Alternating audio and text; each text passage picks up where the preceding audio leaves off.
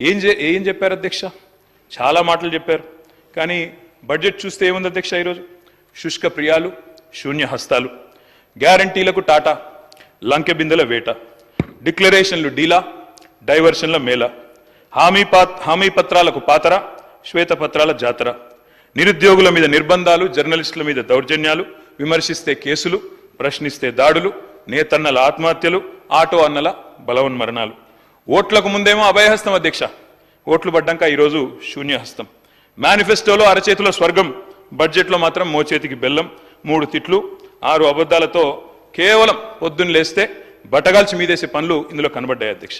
ఇవాళ వారు అన్నారు అధ్యక్ష, దివాలా తీసిన రాష్ట్రం ఒక క్యాన్సర్ పేషెంట్ మాదిరిగా, ఎయిడ్స్ పేషెంట్ మాదిరిగా అని మాట్లాడారు. దయచేసి ఇది సరైన పద్ధతి కాదు. మా మీద కోపం ఉంటే మాట్లాడండి, విమర్శించండి, ఇబ్బంది లేదు. కానీ రాష్ట్రాన్ని ఖర్చు చేయడం అనేది మనకు మంచిది కాదు.